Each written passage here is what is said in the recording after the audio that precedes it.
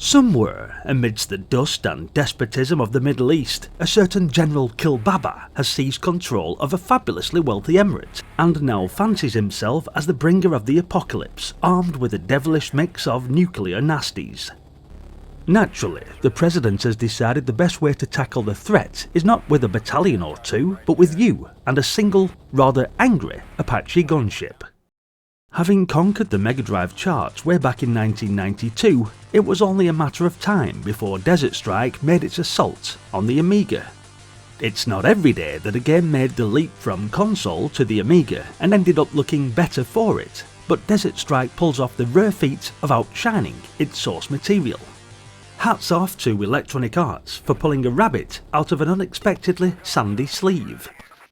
The missions had you doing all sorts of heroic nonsense, blowing up radar sites, rescuing hostages, flattening enemy bases, and generally making a nuisance of yourself. Your chopper's got enough firepower to start its own small war, chain guns for mowing down grunts, and laser-guided Hellfire missiles that can turn entire buildings into smouldering potholes. Campaign 1. Air Superiority. Before you start painting targets with Hellfires, you'll need to dominate the skies, and your first stop was a pair of radar sites.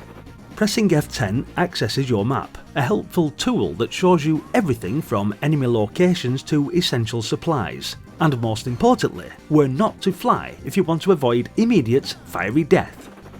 If you don't knock the radar sites out quickly, enemy defences will have your chopper tracked and toastier than a kebab at midnight. Each site is flanked by a few anti-aircraft artillery batteries, easily dispatched if you hang back and riddle them with your trusty chain gun.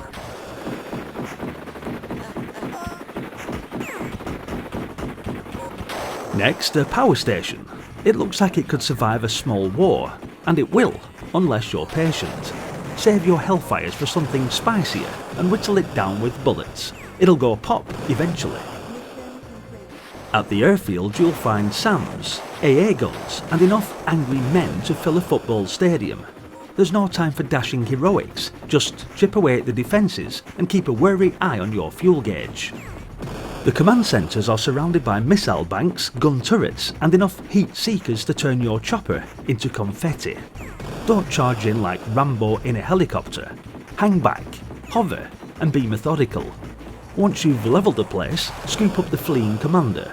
Rescue them, then hightail it back to the frigate for a victory sandwich. Campaign 2. Scudbuster. With their superiority sorted, it's time to deal with Kilbaba's Scud launchers. Radar sites again top the to-do list. This time they're even more fanatically defended, but keep your cool and pick them off. Then comes a little jailbreak. You'll need to clear the area around the prison first, or your comrades will get picked off before they can even say thanks. Once safely airlifted, it's on to another power station, and a particularly nasty chemical weapons facility. This chemical lab is well armoured, and not at all shy about fighting back. Break out the Hellfires, all of them, flatten the place, then chase down the scuttling commanders. After some polite questioning, they'll reveal the locations of those Scud sites. It's now a race against time to destroy at least 5 out of 6 before they launch their deadly cargo. Campaign 3. Embassy City. Start by saving a team of UN inspectors being shot at in a car park.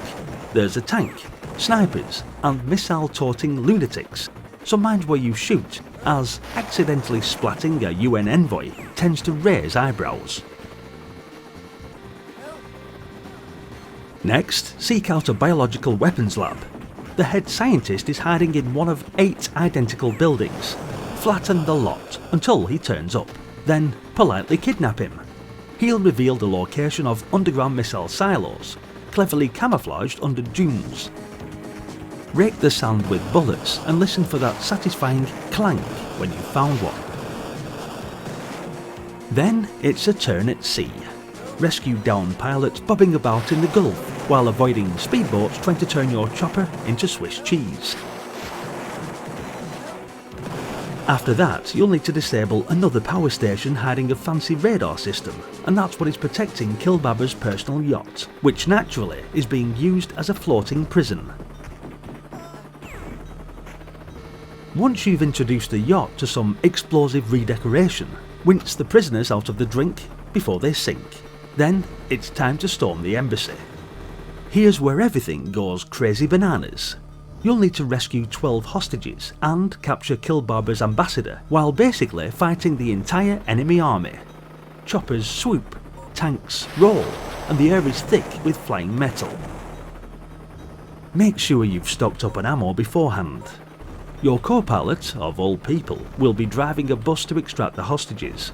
It's a bit vulnerable, so you'll have to babysit it all the way to safety.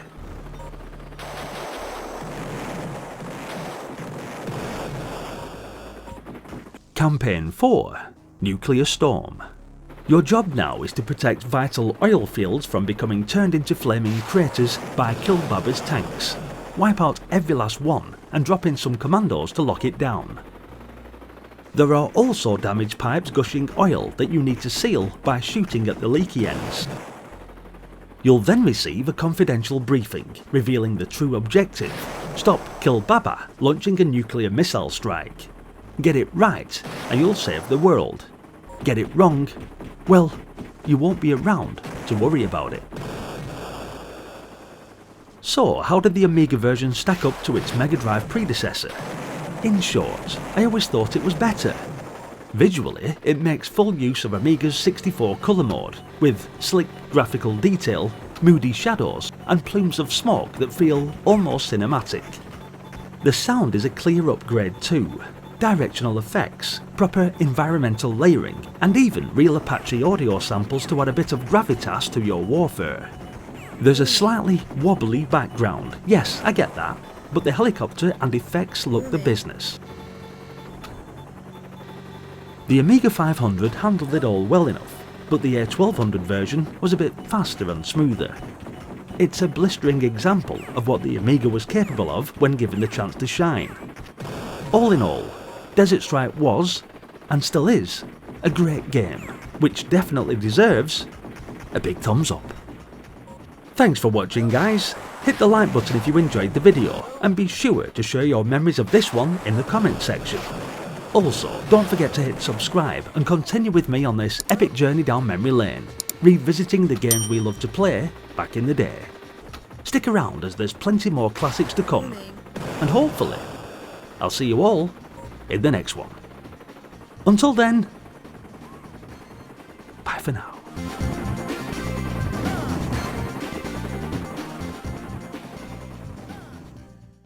Thank you to the following Patreons for your continued support, and also those who joined the YouTube membership. You guys really are the lifeblood for the channel, and spur me on to continue making these nostalgic videos. Much love, and thank you once again. Stay retro.